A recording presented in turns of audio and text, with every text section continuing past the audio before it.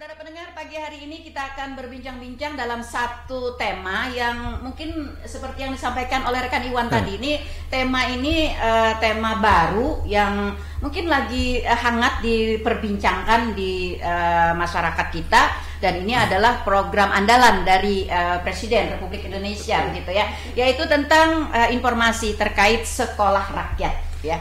Baik, saudara pendengar, sebagaimana biasa kami menunggu suara Anda di 0811 5012 304. Silahkan bergabung bersama kami, jangan lewatkan kesempatan kita pada pagi hari ini. Baik, saudara pendengar, kalau dulu kita di tahun 60-an gitu ya, kita sudah pernah juga mendengar adanya sekolah rakyat ya. Nah, saat ini sekolah rakyat dimunculkan kembali, tapi dalam konsep yang berbeda. Nah, berikut kita dengarkan penjelasan apa sebenarnya sekolah rakyat dalam edisi yang berikut ini. Silakan Pak Eko. Terima kasih Ibu. Siap. Barangkali kita sebelum kita membahas tentang apa itu sekolah rakyat, barangkali lebih bagus dulu kalau kita berbicara dulu tentang apa sebenarnya yang melatar belakangi dari program sekolah rakyat ini. Iya, betul. Barangkali seperti itu. Adapun yang melatar belakangi dari rencana sekolah rakyat, bukan rencana sih sebenarnya, kali ini sudah mulai berjalan sebenarnya. Betul. Itu di pertama, lain kalau ya, kita melihat di Undang-Undang Dasar 1945 itu di pasal 1 ayat 1 bahwa tiap-tiap warga negara itu berhak mendapat pengajaran. Begitu juga di pasal 34 itu fakir miskin dan anak terlantar dipelihara oleh negara. Betul. Kemudian kalau kita perhatikan lagi di pasal di Undang-Undang 13 2011 tentang fakir miskin, ini juga banyak yang mengatur tentang fakir miskin. Diartinya fakir miskin dilakukan dengan terarah. Jadi peran fakir miskin dengan terarah, terpadu, berkelanjutan. Kemudian di pasal 7 ini ada yang mengarahnya ke pendidikan, yaitu di mana di pasal 7 dari Undang-Undang 13 itu bahwa penanganan fakir miskin dilaksanakan dalam bentuk pengembangan potensi diri, bantuan pangan sandang, penyediaan layanan perumahan, penyediaan layanan kesehatan, dan penyediaan layanan pendidikan. Jadi ini ada garis bawahnya di situ. Kemudian yang lebih penting di sini perlu kita ketahui, Pak Presiden ini telah memberikan arahan di mana di bulan Maret kemarin ada arahan Pak Presiden di mana butir-butirnya diantaranya adalah agar membuka akses seluas-luasnya untuk anak-anak keluarga miskin agar bisa mendapatkan pendidikan yang layak. Nah, kemudian beliau menyinggung sekolah rakyat, di mana sekolah rakyat itu berbentuk asrama. Ini gambar umumnya saja dulu. Kemudian agar pendidikan kesehatan dan lingkungan yang berkualitas. Jadi arahnya ke situ. Kemudian sekolah rakyat diperuntukkan pada jenjang SD, SMP dan SMA. Kemudian juga butir-butir dari arahan beliau, pembangunan sekolah rakyat itu dirintis mulai tahun 2025-2026 ini. Jadi rencananya 2025-2026 ini ada 200 sekolah rakyat di seluruh Indonesia. Mudah-mudahan kita nanti segera dibangunkan ya. Amin. Kemudian setelah ada arahan ini muncullah Impres, di mana muncul Impres nomor 8 tahun 2025 tentang optimalisasi pelaksanaan pengentasan kemiskinan dan penghapusan kemiskinan ekstrim. Di mana pada nomor urut 7 huruf D ini kayaknya langsung merujuk ke Dinas Sosial atau Kementerian Sosial, di mana itu berbunyi Kementerian Sosial itu segera membentuk dan menyelenggarakan sekolah rakyat berasrama bagi masyarakat miskin dan miskin ekstrim. Kemudian di poin E itu memerintahkan agar menyiapkan dan menyusun kurikulum sekolah rakyat berasrama yang berlandaskan pada sekolah formal dan sekolah berkarakter. Di poin F itu menyiapkan sarana dan prasarana dan asrama sekolah rakyat. Kemudian juga termasuk membentuk formatur sekolah rakyat. Ini kan nanti sudah lintas sektor, sektor di situ nantinya. Nah, kemudian dalam hari ini apa kaitannya dengan ke pemerintah daerah? Nah, tugas dari pemerintah daerah di situ disebutkan bahwa daerah harus membantu dalam rangka pembentukan sekolah rakyat ini dengan menyiapkan lahan. dengan menyiapkan lahan. Nah, dalam rangka itu kemudian setelah ada instruksi Presiden ini kita mendapatkan surat dari Kementerian Sosial, artinya Dinas Sosial sebagai kepanjangan tangan dari Kementerian Sosial itu telah menerima surat dari Kemensos yang intinya adalah untuk mendukung pembangunan dari sekolah rakyat ini di kabupatennya masing-masing. Nah, kemudian dari surat itu kita tindaklanjuti di mana pada tanggal 7 Mei 2025 kita langsung melaksanakan rapat koordinasi di kediaman Pak Sekda. Nah, pada saat itu kawan-kawan BPKAD, kawan-kawan PU semua kumpul di situ dan sudah sepakat saat itu kawan-kawan dari Aset langsung menyiapkan lahan, dan hasil rapat memutuskan agar Dinas Sosial segera berkoordinasi ke provinsi untuk segera mengusulkan usulan pembentukan sekolah rakyat. Kemudian dari hasil rapat itu beberapa hari kemudian kita melaksanakan tugas dari hasil rapat, berkoordinasi dengan provinsi dan menyusun proposal. Kemudian hasil dari draft proposal kita bawa lagi ke rapat yang kita laksanakan di tanggal 13 Mei juga di kediaman Pak Sekda. Nah, dari situ kemudian setelah final kita siap mengantar usulan itu ke Jakarta. Tetapi kemudian sebelum kami berangkat itu ada info bahwa agar nanti tidak bolak-balik nih usulan kita, sebaiknya langsung dilengkapi dengan tata ruangnya dan layout segalanya. Nah, akhirnya kita rapat lagi waktu itu di tanggal 16 Juni. Akhirnya kita minta untuk dilengkapi lagi SKTR-nya, karena untuk menyusun SKTR, mengeluarkan SKTR kan ini perlu pertimbangan teknis dari tata ruang dulu. Nah, kemudian setelah muncul praktek dari PU, PTSP baru mengeluarkan SKTR. Tapi ternyata kemarin waktu itu dalam SKTR itu ternyata bahwa lahan kita kan tata ruangnya itu perkebunan, sehingga karena perkebunan harus dialihfungsikan dulu. Itu gitu wajib mendapat rekomendasi dari teknisnya dulu. Kemudian kita minta dari teknis itu, kemudian kita antar. Kalau tidak salah waktu itu habis lebaran haji itu, dan juga Pak Bupati ikut. Pak Bupati ikut ke Jakarta, dan tidak hanya Kementerian Sosial, Pak Bupati beliau langsung melego juga ke Kementerian PU karena ini kerjasama. Kerjasama dari Dinas Sosial, Kementerian Sosial itu yang menyusun segala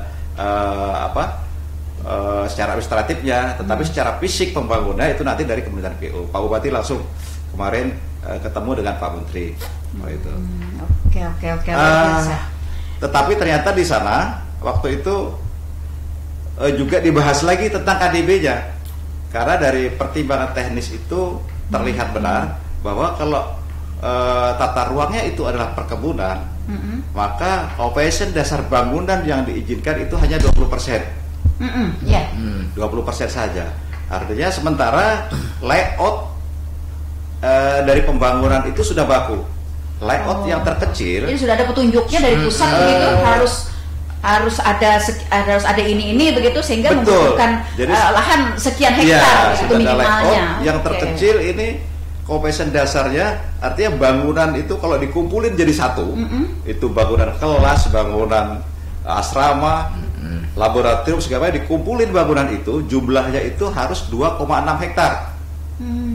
Itu tidak termasuk itu minimal 2,6 itu yang terkecil 2,6 hektar. Nah, akhirnya kalau kita ini harus secepatnya merubah tata ruang, karena ini kan berkaitan dengan perda. Itu tidak mungkin. Tidak mungkin. Merubah perda kan butuh waktu ya. Dengan saran dari kawan-kawan tata ruang, juga kabak hukum, kita coba deh katanya. Opsi yang lain. Opsi yang lain adalah menambah luasan. Berapa luasan yang bisa kita gunakan supaya lahan ini bisa dibangun sebanyak 2,6 hektar. Akhirnya atas dasar saran-saran itu diputuskanlah, karena kebetulan juga masih ada lahan 2 sertifikat, itu akhirnya kita usulkan kembali revisi, itu yang diusulkan 13,6 hektar supaya bisa mendapatkan 2,6 hektar untuk pembangunannya. seperti itu. Oke. Lahan ini sendiri Pak Eko, apakah ini lahan milik pemerintah atau Kalau lahan milik rakyat? Untuk saya ganti rugi begitu? Kalau lahan kepemilikan sebenarnya kita tidak masalah, karena lahan itu sudah bersertifikat atas nama pemerintah daerah. Jadi kalau kita tunjuk mungkin sebagai gambaran, lahan yang akan dibangun kemarin yang ditawarkan oleh pemerintah daerah melalui aset itu yang di dekat rest area Patung Sapi.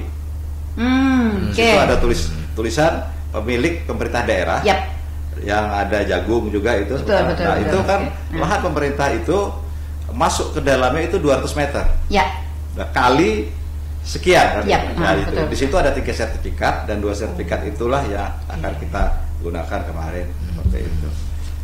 Oke, seperti itu ya. Berarti kita ini artinya sekolah rakyat ini kita membangun dari awal ya?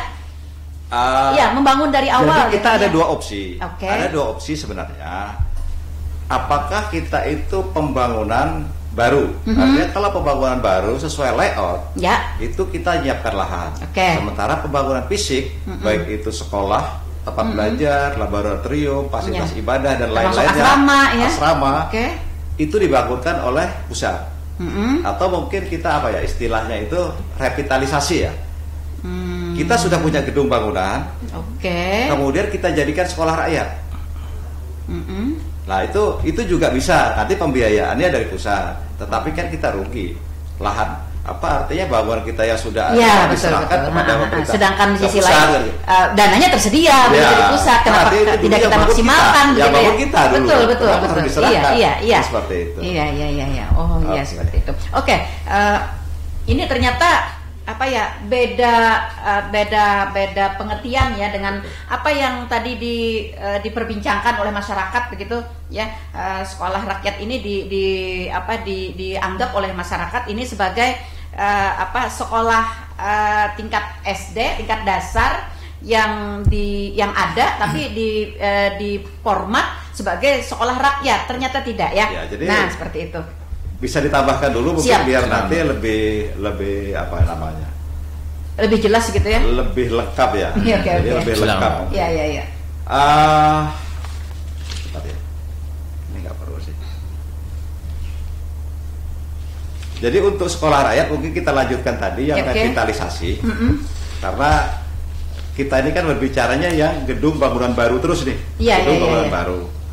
Sampai saat ini memang yang gedung bangunan baru kita belum ada di Kalimantan Selatan. Walaupun mungkin ini hampir semua kabupaten itu sudah ada yang mengusul. Kota Baru itu yang sudah clear, kemudian Tanah Bumbu belum, kemudian ada beberapa lah yang sudah clear itu, cuma juga belum dibangun. Tapi apakah sekarang sekolah rakyat ini sudah berjalan? Di Kalsel sudah, tetapi sudah ada. Tetapi mereka dengan polanya adalah pola yang revitalisasi tadi. Jadi pertama itu yang sudah melaksanakan itu di Balai Besar Pendidikan Pelatihan Kesejahteraan Sosial, itu di Banjarbaru. Mungkin yang sering disebut orang BBP PKS ya, di tulisannya. Jadi di situ ada juga sekolah rakyat baik dari tingkat SMP saja ya situ ya. SD SMP ya? Untuk BPPKS itu ada SMP SMA.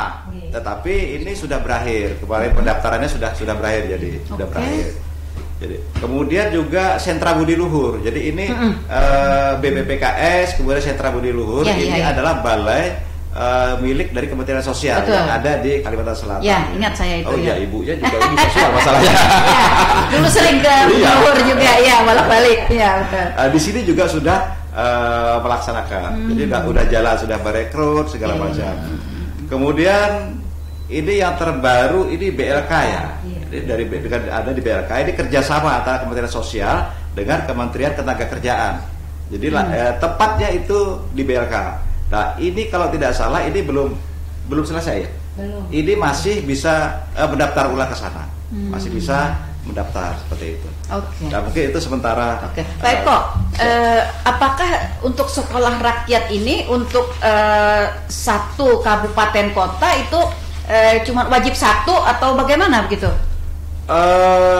Kalau dari arahan Pak Presiden itu diharapkan setiap kabupaten kabupaten dan kota di seluruh Indonesia itu diharapkan bisa membentuk satu sekolah rakyat minimal. Seperti itu. Entah itu dalam bentuk baru seperti yang dibangun atau revitalisasi tadi ya. Nanti revitalisasi. Dan konsepnya itu berarti sekolah rakyat ini dari SD, SMP sampai dengan SMA. Betul. Konsepnya. Jadi kemarin saat awal kita melakukan pengusulan, kita sama kawan-kawan rapat mempertimbangkan bahwa kayaknya tanah roti nggak penting deh untuk tingkat dasar. Karena pertama rasanya nggak mungkin lah nggak ada yang bisa menyekolahkan di sekolah dasar. Pertama itu, kedua kayaknya orang tua juga mungkin berat melepas anaknya. Nah pada awal pengusulan kami tidak mengusulkan, tetapi saat kita ke kementerian disarankan tolong tetap diusulkan sekolah dasarnya meskipun satu rombel. Kalau satu rombel paling enggak kan ya 6 kelas kan itu. Iya betul. 6 kelas. Nah harapannya nanti ini jika andainya ada kemungkinan anak-anak yang putus sekolah di kelas 4, kelas 5, saya dari kecil nggak mau, putus di kelas 4, kelas 5, ini bisa masuk ke situ seperti itu. Harapan dari pusat seperti itu. Saya pikir ternyata ini benar juga kan gitu. Iya betul. Seperti itu.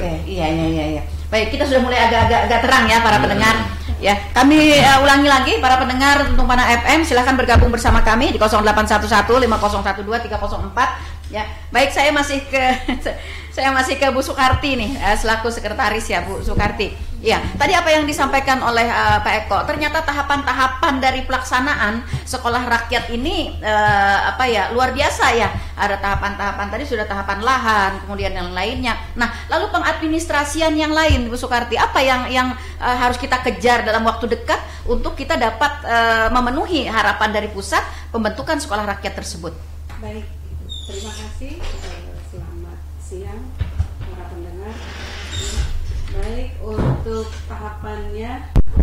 untuk tahapan-tahapannya karena kita masih memulai, jadi memang kita masih belum melaksanakan yang sifatnya administrasi, tetapi itu untuk pembentukan atau pembuatannya dulu.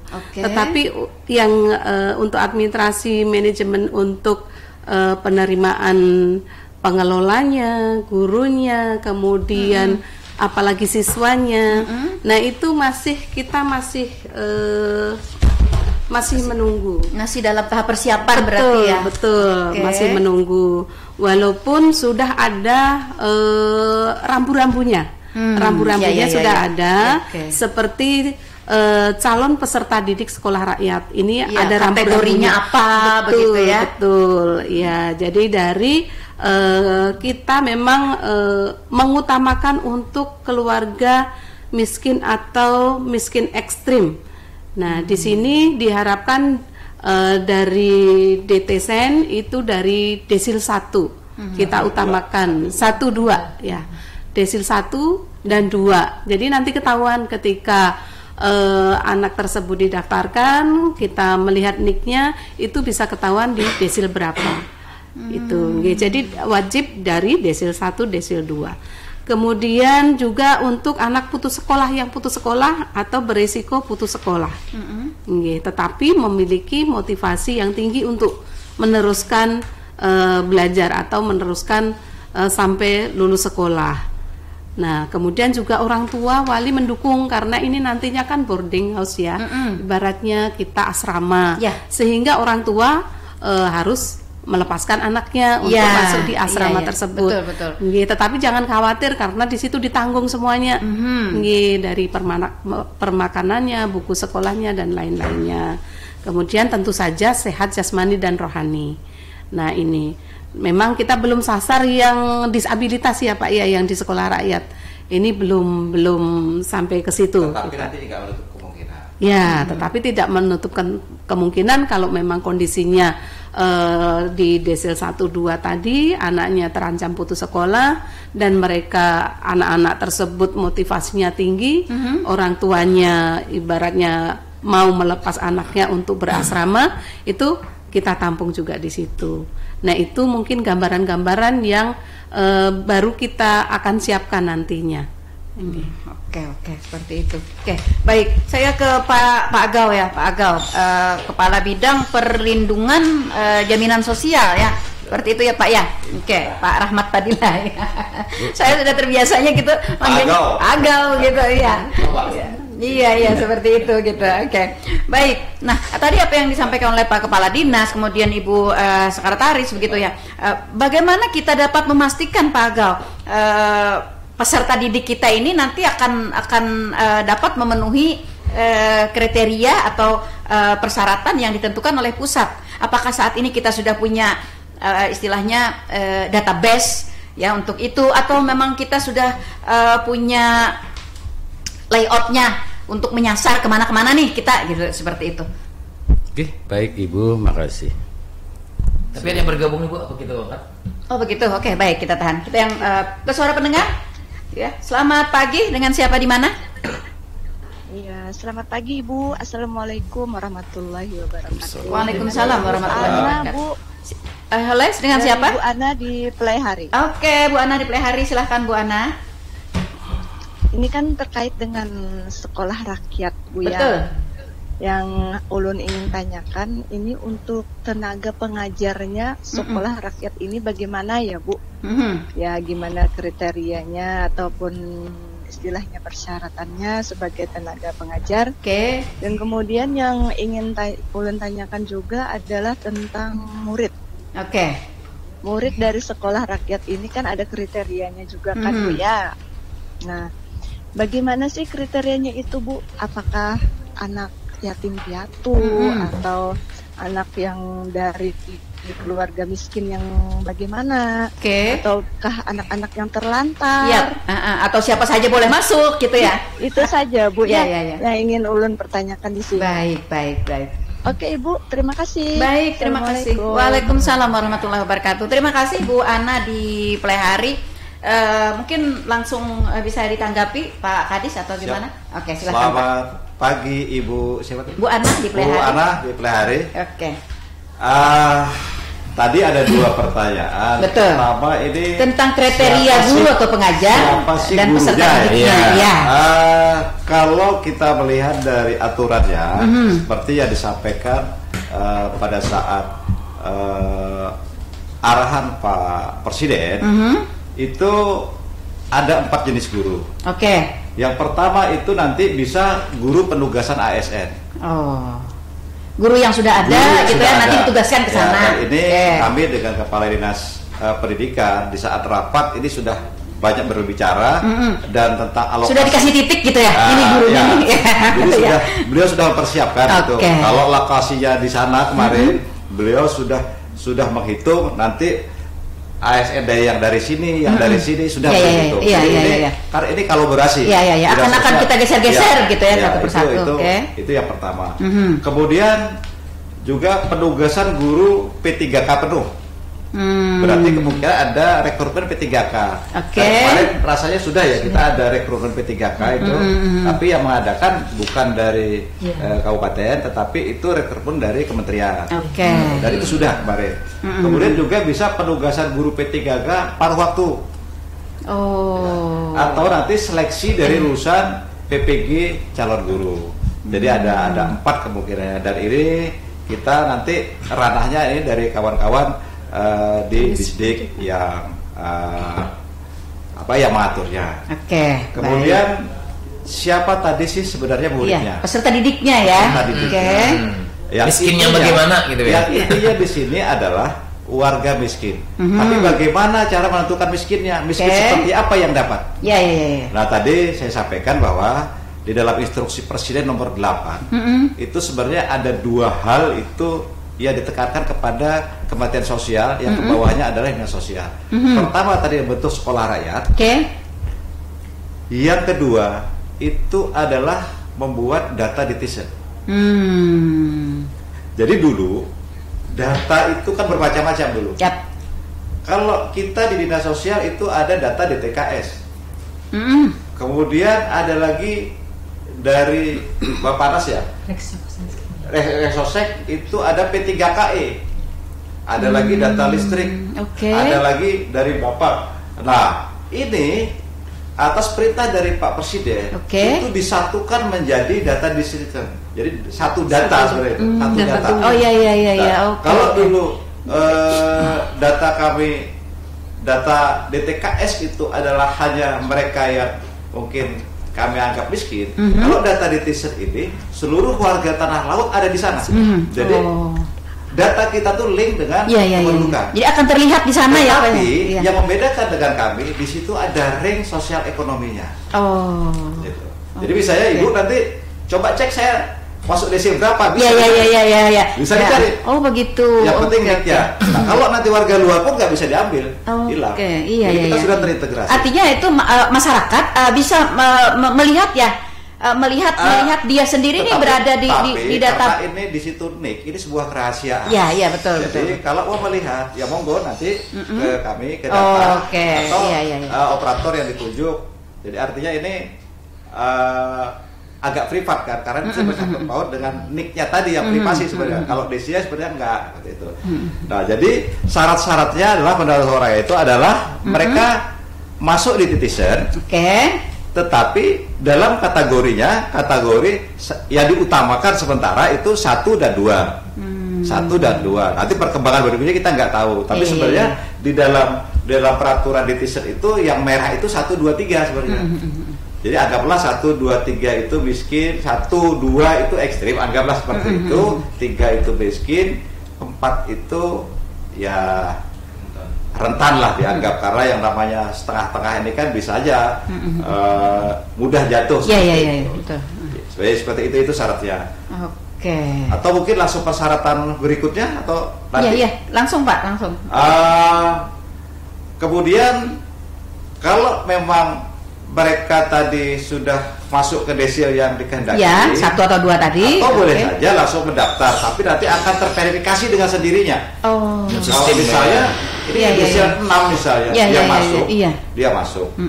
Artinya ini nggak masuk, nanti akan dengan sendirinya terverifikasi. Nanti akan ada penolakan dari aplikasi, dari sistem begitu. Itu ya secara sistem, tetapi nanti juga sebenarnya secara langsung juga ada ya kita kalau ya. Kemudian melakukan pendaftaran di link. Kemudian juga siap tinggal di asrama. Di asrama itu nanti semua biaya ditanggung oleh negara, termasuk makan, minum, seragam, sepatu, semua kebutuhan. Semuanya. Kemudian untuk anak jenjang sekolah dasar SD ini berasal dari kelas yang dijalani itu boleh. Begitu. Maksudnya gini, nggak hanya mutlak dari kelas 1. Nggak mutlak lulusan TK masuk kelas 1 gitu ya. Begitu. Jadi misalnya udah kelas 4 ini, karena di sana merasa di desa ini merasa agak kurang mampu, berat kebiayaan.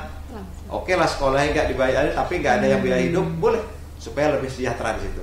Kemudian pendaftaran itu dibuka kalau yang ini tadi tanggal 12 Juli ya, tapi ini sudah berakhir ya. Sudah berakhir. Nah, kemudian tadi juga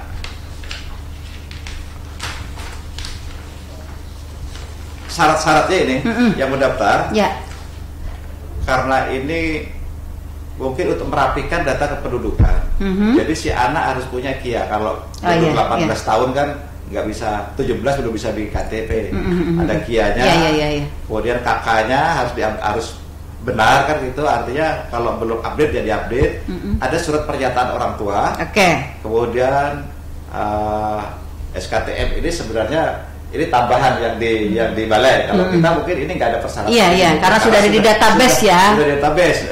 Akta kelahiran, foto anak, foto orang tua. Nah termasuk ini nanti kita harus ngecek juga foto rumahnya, tapak depan. Ini bener. Bener. Foto rumah tapak depan, tapak dalam, rumah samping. Jadi ada tiga ini. Kemudian saat di lapangan nanti dia sebelum sekolah itu dimulai harus memberikan ukuran karena kan untuk pakaian segala macam ini ditanggung. Jadi terlebih dahulu nanti dia harus mendaftar berapa ukuran baju, berapa ukuran celana. Kemudian ya pribadi-pribadinya dulu supaya nanti begitu masuk itu sudah lengkap. Oke, pakaian sudah ada, sepatu dan lain sebagainya. Supaya nanti nggak ada timbul loh katanya dibiayai ini kok nggak. Betul. Jadi itu lebih dulu dikasih. Seperti itu. Oke, luar biasa. Baik, Ibu Ana berarti sudah jelas ya tadi tentang kriteria guru, kemudian peserta didik begitu ya. Jadi dapat dipahami apa yang tadi disampaikan oleh Kepala Dinas Sosial Kabupaten Tanah Laut. Baik, saya lanjut ke Pak Agal. Kemudian sedikit menambahkan Ibu terkait dengan apa yang disampaikan oleh Pak Eko tadi sama Ibu Sekretaris terkait kurikulum spesial yang ada di sekolah sekolah rakyat ini memiliki kurikulum satu pendidikan formal pastinya terbagi dari kurikulum nasional dan ekstrakurikuler. Kemudian yang kedua pendidikan karakter di sana ada, yaitu kita ada 4 untuk pendidikan karakter ini, yaitu kepemimpinan, keterampilan, kemudian nasionalisme dan keagamaan. Oke, nah, ini sepertinya yang membedakan ya. Siap Ibu. Kemudian lanjut. Ulun tambahi juga bahwa yang sudah kita kirim Pak ya, yang sudah kirim ke sentra di Banjarmasin ada sudah 5 orang untuk tingkat yang SMP. Itu aja ulun menambahkan. Demikian. Belum ada. Jadi kita titipkan ke sana. Istilahnya. Begitu ya. Sudah dikirim ada 5 Pak ya. Jadi artinya kita sudah melaksanakan tapi dengan titipan. Iya, karena itu tadi belum punya sarana. Seperti itu. Itu yang untuk lebih jelasnya dari Kelurahan Karangtaruna 1, dari Kelurahan Angsau 1, Bati-Bati 1, Tabaniau 1, kemudian dari Desa Panjaitan. Demikian Ibu, tambahan sementara. Ya, luar biasa ternyata. Kita langsung action ya, meskipun kita masih belum punya sarana prasarana, tapi kita sudah menerima anak didik dan sementara dititip gitu ya ke sekolah yang sudah. Kemarin dengan rekrutmennya agak lebih selektif kemarin. Iya. Di samping itu. Secara sistem, kemarin kawan-kawan pada saat itu masih Pak Kabid yang lama, Mbak Yuni ya. Itu kita dipanggil ke sentra sama-sama verifikasi itu. Jadi verifikasinya baik sistem maupun langsung. Ya karena dengan kondisi sarana-prasarana yang belum mencukupi mungkin. Makanya sekarang ini udah penuh nih. Sudah penuh yang 2 sentra ini. Tidak bisa lagi berarti nitip-nitip nambah-nambah gitu ya. Punya yang Kementerian Sosial di Banjarmasin penuh. Makanya nambah lagi kerjasamanya dengan BLK tadi. Gitu. Seperti itu. Oke, baik. Saya ke Pak Arif. Pak Arif, tadi disampaikan oleh Pak Kepala Dinas, kemudian Bu Sekretaris, kemudian oleh Pak Kabid Limjastos, bahwa sebenarnya kalau kita ngambil kesimpulan nih penting sekali nih data sen kita begitu ya, untuk dapat menentukan siapa yang berhak untuk menjadi peserta didik, berapa volume ya, memenuhi syaratkah untuk kita membuka itu begitu. Nah, lalu bagaimana sebenarnya kondisi data sen kita pada saat ini Pak Arif? Baik. Jadi untuk kondisi data sen kita saat ini itu sudah dirilis dari Kementerian Sosial. Untuk datanya itu tadi itu baru dirilis akhir Juni tadi. Juni. Jadi sebelumnya itu kan dari data DTKS itu digabung dengan data Reksosek, dengan data P3KE itu dari akhir Februari. Nah, baru saja rilisnya ini dari akhir Juni ini kan. Nah, untuk sementara ini datanya itu sudah terklasifikasi. Jadi dari desil 1, 2, 3, 4 sampai yang 10. Apakah untuk menentukan desil 1, desil 2, desil 3 itu kita sendiri atau memang sistem yang langsung mengkategorikan itu begitu? Nah, untuk perankingan desil itu saat penggabungan data itu tuh ada terjadi ground checking atau verifikasi lapangan oleh kawan-kawan PKH. Seperti itu. Cuman itu tuh tidak seluruhnya di ground checking, karena kan data kependudukan kita itu ada sekitar 360 ribuan atau 370 ribuan. Nah, sedangkan untuk validasi itu yang digabung tadi. Iya, itu yang digabung tadi kan. Nah, diambilnya yang tidak terground checking itu dari data Reksosek. Nah, jadi mungkin masih ada beberapa kurang tepat mungkin desilnya itu. Tapi kedepannya itu nanti akan dilakukan verifikasi ulang oleh daerah seperti itu, Ibu. Oke, seperti itu. Nah, lalu kondisi data sen itu sendiri dengan kriteria yang sudah disampaikan oleh Pak Kadis tadi, petunjuk dari pusat begitu. bayangannya ke depan begitu, bayangannya ke depan ketika kita membangun sarana prasarana dari sekolah rakyat tadi, kita dapat tidak memenuhi peserta didik seperti yang disampaikan dari pusat tersebut. Oh ya. Untuk pemenuhan itu saya rasa bisa saja gitu loh. Karena di dalam DTSN itu juga ada itu calon-calon siswa sekolah rakyat jumlah datanya itu Pak. Nah, kalau untuk di aplikasi yang dikelola oleh Dinas Sosial itu ada sekitar 7.300 calon siswanya itu. Kalau berdasarkan sistem. Sudah ada di sistem. Iya. Artinya di sistem sudah siap begitu ya, sudah siap. Kita khawatirnya begini, Pak Eko, kawan-kawan semuanya. Ketika nanti kita membangun begitu ya, membangun sarana prasarana, tapi ternyata kita tidak siap dengan peserta didiknya. Kan ini kan peserta didik harus dari SD, dari SMP, dari SMA begitu kan. Nah, sedangkan kita sendiri melihat ya di lapangan begitu pada akhir-akhir ini banyak sekolah-sekolah yang kayaknya kekurangan murid atau apa begitu, dan di sisi lain juga banyak sekolah-sekolah swasta ya yang bermunculan. Nah, itu yang tadi menjadi sebuah pertanyaan besar bagi kami. Tapi setelah apa yang disampaikan oleh Pak Arif tadi, ini ternyata kita sudah punya baseline ya untuk peserta didik dari sekolah rakyat tersebut. Ini apakah terklasifikasi Pak Arif dari tingkat SD, tingkat SMP dengan tingkat SMA? Untuk sementara itu belum. Cuman dapat dilihat usianya di sana. Oh begitu. Ya. Oke. Nah, lalu apakah data sen kita ini yang sudah di launching tadi di Juni 2025 ini dapat berubah, dapat ditambah atau bisa berkurang atau bagaimana? Untuk data sen itu sementara ini kita belum bisa menambah atau mengurang. Berarti sudah dikunci ya? Ya, sementara itu masih dikunci. Namun setelah beberapa kali koordinasi dengan Pusdatin Kemensos, itu nanti akan dikembangkan lagi kan fitur-fiturnya Bu. Nah, ke depan itu nanti bisa kita menambah atau mengurang. Karena kan untuk jumlah penduduk itu kan dinamis. Ya, betul. Iya.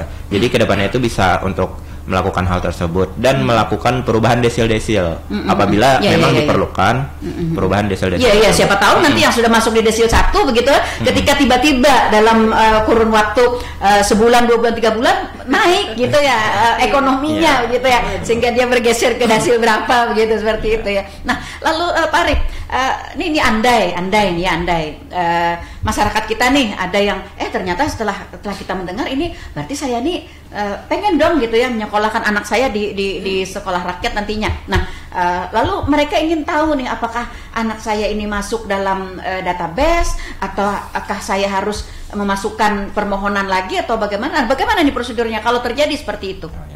Ya, untuk mengetahui apakah kita sudah masuk ke dalam database gitu atau mau mengetahui kita masuk desil berapa. Betul. Untuk orang tersebut itu bisa kan saat ini itu bisa ke dinas sosial untuk mengetahui infonya atau kalau misalnya tidak ke dinas sosial bisa ke desa masing-masing. Karena untuk di desa masing-masing itu kami memiliki rekan sebutannya itu operator desa. Nah, jadi operator desa itu masing-masing bisa mengakses sistem dengan data desanya masing-masing sendiri. Bagus. Iya. Artinya perpanjangan tangan kita nih sampai ke pemerintahan dasar ya. Jadi ini kalau boleh dikatakan sih tidak diragukan begitu ya, seperti itu. Oke, baik. Baik, saya ke Mbak Juni. Ya, dengan PKH ya. PKH ini kan dari tahun berapa begitu ya adanya begitu. Nah, kaitannya dari peserta didik dengan sekolah rakyat. Bagaimana kita mengklasifikasikan kan PKH ini juga dari tahun ke tahun juga berubah seperti itu. Nah, ini bagaimana, Bu? Iya, pada prinsipnya kan untuk keluarga yang desil 1 dan 2 sampai 3 itu kan bagian dari keluarga yang kita dampingi, Bu. Jadi PKH di sini sebagai garda terdepan untuk membantu. Berarti diutamakan ya dari mereka yang menjadi anggota PKH ya? Diutamakan karena memang sudah masuk di desil 1, 2, 3. Hanya memang kita juga memberikan saran kepada masyarakat luas apabila kan sekarang satu data ya. Jadi kalau bisa memang masyarakat aktif juga untuk mengupdate di kartu keluarganya anaknya, karena kan kebanyakan dari anggota keluarga yang ada di situ tuh biasanya belum bekerja atau belum sekolah atau apa. Sebaiknya diupdate supaya ketika masuk dipadankan dengan DTSen itu langsung terekam gitu. Apabila memang kebanyakan ini kan masyarakat miskin masih ini ya Bu ya, masih perlu didampingi. Iya. Masih agak pasif ya. Jadi masih perlu pendamping. Jadi kami sering mendampingi ke Dukcapil supaya diupdate datanya karena banyak sekarang anak-anak yang tidak masuk di situ. Nah, supaya nanti ketika kita melakukan perekrutan itu tuh data di kartu keluarga itu sudah sama gitu ya dengan data yang ada. Ya, sebagai garda terdepan dalam perekrutan, teman-teman kemarin memang dari 7.300-an yang tersistem itu memang kita melakukan pengecekan siapa yang mau, walaupun ini masih titipan ya, sekolah rakyat yang revitalisasi tadi seperti yang disampaikan Bapak Kadis. Namun memang ini cukup berat Bu, karena memenuhi kriteria yang sudah disampaikan sama Bapak dan Ibu, bahwa pertama anaknya mau, belum tentu orang tuanya mau. Apalagi gitu. Kalau dari tingkat SD gitu kan kayaknya masih imut-imut, masih anak gitu ya, bisa dengan orang tua agak susah gitu ya. Namun pada prinsipnya Pak Presiden Prabowo memberikan arahan yang cukup tegas bahwa sekolah rakyat ini untuk memuliakan keluarga miskin. Boarding school kan sering di stempel sekolah yang mahal. Sekolah yang mewah gitu ya. Namun saat ini pemerintah menyediakan itu gratis semuanya ya. Memuliakan keluarga miskin supaya mereka menjadi agen perubahan dan bisa memutus rantai kemiskinan. Karena memang investasi yang paling besar dalam ibaratnya untuk generasi saat ini ada ilmu. Iya betul. Iya, pendidikan tuh investasi paling besar ya. Iya. Sedikit Bu, terkait dengan PKH tadi kan kita tahu ya, bantuan pemerintah itu tidak bisa tertumpang tindih ya. Jadi bantuan. Dan informasi saya pernah baca dengar di televisi bahwa tidak akan mendapatkan bantuan bantuan pemerintahan lagi kalau sudah masuk di sekolah rakyat ini. Apakah memang dari diberikan PKH boleh ya anaknya bisa masuk ke sekolah rakyat? Ini bersinggungan dengan kaitan bantuan? Seperti ini bahwa untuk bantuan itu tidak boleh double. Itu dengan bantuan yang sama. Bukan berarti yang lain. Misalnya kawan-kawan yang sudah, artinya gini, masyarakat yang sudah dapat program PKH, maka dia nggak boleh lagi dapat program yang dari dinas sosial kabupaten kayak sembako. Karena ini sama bantuannya, dasar misalnya seperti itu. Tetapi dia dapat PKH, kemudian dapat bedah rumah dari LH, boleh, karena berbeda seperti itu. Berbeda, justru itu yang bagus. Jadi mereka bisa lebih cepat rasanya. Tapi yang sama nggak boleh. Oke. Dapat dipahami ya. Jadi kalau misalkan itu sebagai program komplementaritas, artinya mengapa dia dapat bantuan PKH itu kan untuk akses pendidikan maupun kesehatan. Nah kemudian karena rumahnya mungkin sudah perlu direhab, itu artinya termasuk rumah tidak layak huni, begitu ya. Pembuktian Bapak tadi semakin cepat sejahtera dan banyak kok Bu pembuktian bahwa keluarga miskin ini sudah mengalami sejahtera ya. Itu tadi yang ingin saya tanyakan. Selama kurun waktu kita graduasi kita 40 ya. Iya, lumayan banyak, lebih dari 50 Pak, lebih dari 50. 40 sih kita Jadi masuk graduasi itu seperti ini, misalnya bahwa tujuan akhir dari dinas sosial kabupaten itu kan kita mesejahterakan, indikatornya mandiri. Maka apa ciri-ciri mandiri? Berarti dia dengan sukarela tidak lagi mau menerima bantuan, dia sudah siap. Itu yang menyumbang di kami untuk pencapaian indikator PPKS mandirinya dari situ salah satunya. Kan kita punya tujuan ini bekerja. Betul. Tujuan akhir ya. Tujuan akhir. Iya, oke.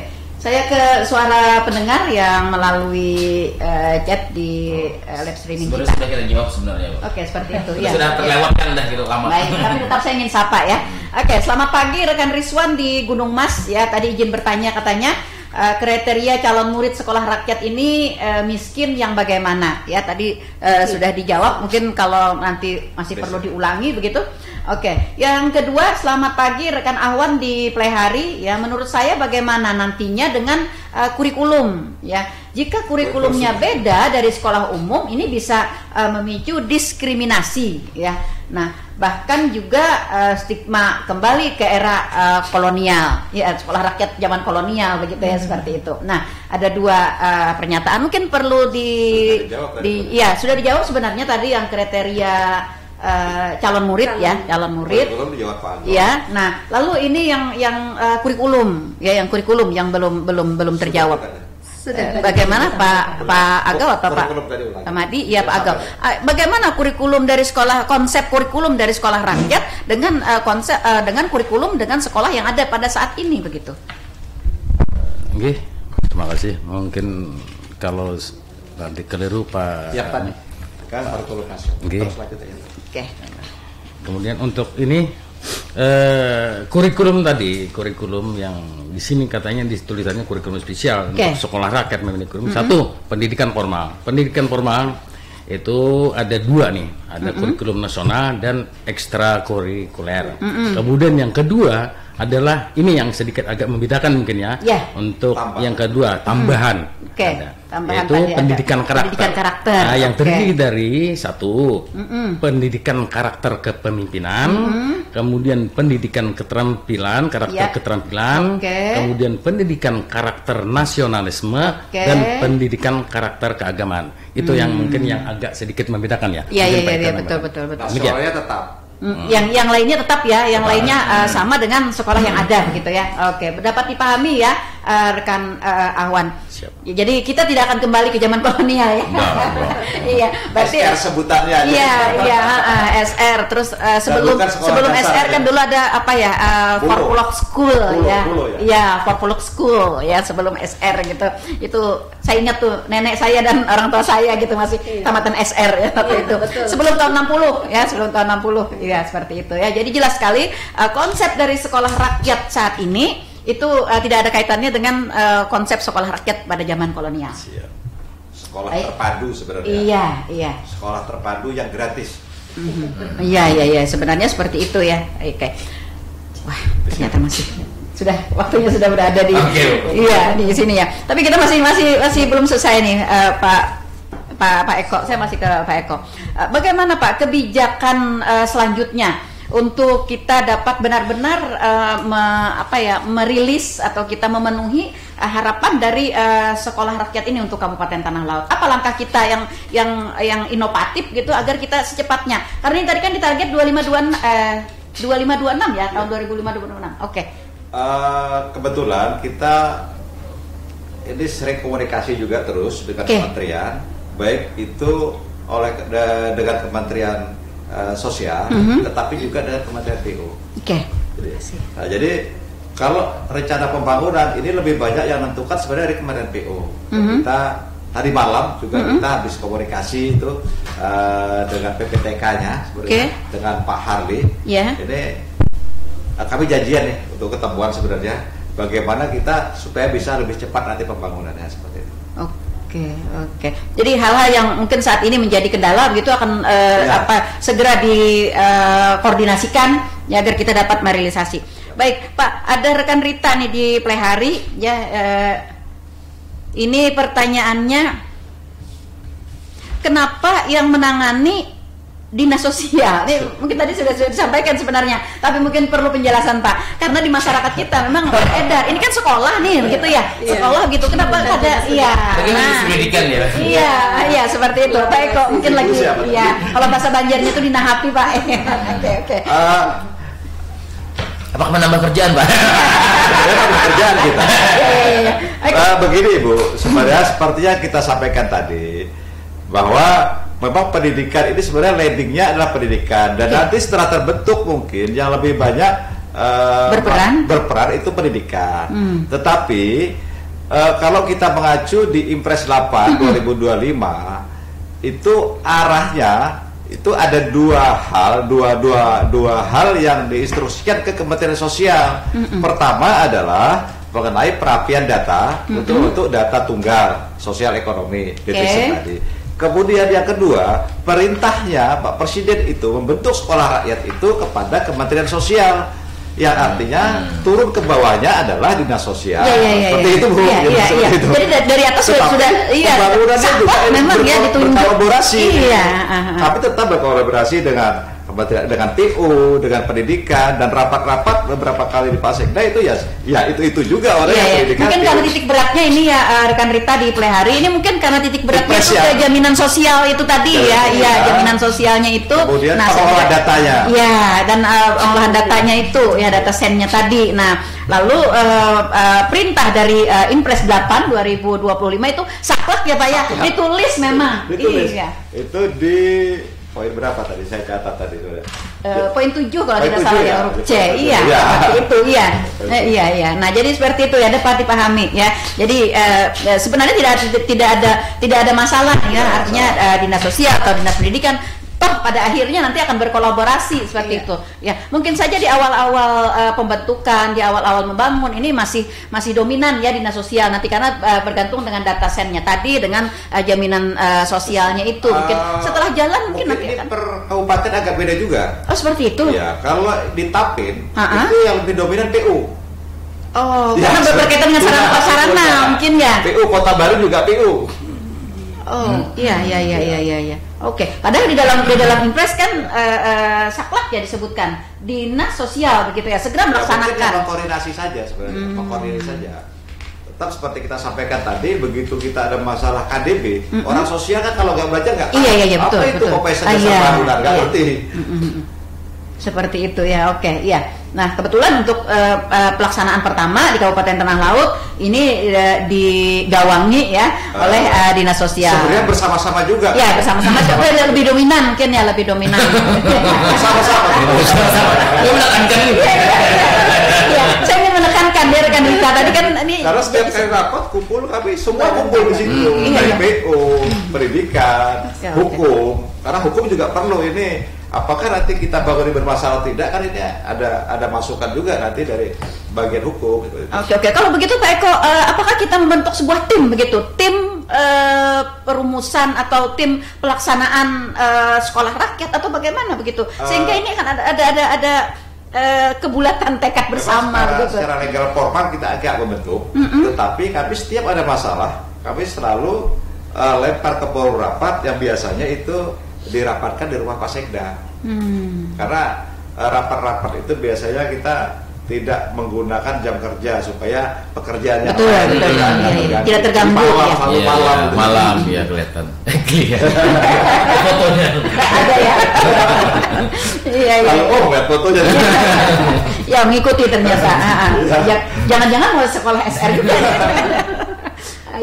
Oke, baik para pendengar. Tapi ada satu nih Bu. Oke, baik. Kita masih jawab ya. Suara pendengar kita, selamat pagi rekan utuh di Plehari. Oke. Pertanyaannya, apakah nantinya tidak ada kecemburuan sekolah yang sudah ada? Nah, karena semua fasilitas oleh pemerintah sekolah rakyat ini. Nah, seperti itu. Hihihi nanya aja ya. Oke. Ya, betul Pak. Ini juga jadi sebuah perbincangan juga nih di masyarakat ya. Ini kan sekolah rakyat dibentuk oleh pemerintah dengan fasilitas yang lengkap gitu ya, dibiayai oleh pemerintah ya.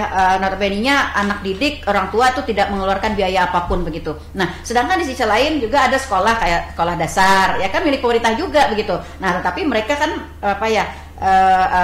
membayar, ada yang tidak difasilitasi pakaian dan lain sebagainya begitu. Nah, padahal di dalam sekolah rakyat atau sekolah dasar yang ada ini juga tidak semuanya nih orang mampu begitu. Nah, seperti itu. Ini juga jadi polemik di masyarakat. Saya pikir nanti mungkin nggak akan terjadi seperti itu. Karena untuk calon sekolah rakyat, siswa calon sekolah rakyat itu kan diseleksi berdasarkan tingkat ekonominya. Ini yang memang benar-benar tadi apa ya? Iya, seperti itu. Jadi sekolah rakyat itu adalah khusus sekolah bagi warga yang tidak mampu seperti itu. Tapi pengen kehidupannya lebih baik, pendidikan lebih baik. Nanti khusus untuk yang siswa-siswa yang memiliki kemampuan, informasinya nanti dari instruksi itu ada lagi sekolah lagi, dibentuk sekolah lagi, namanya sekolah Garuda ya kalau nggak salah. Itu khusus yang punya prestasi itu di situ. Oke.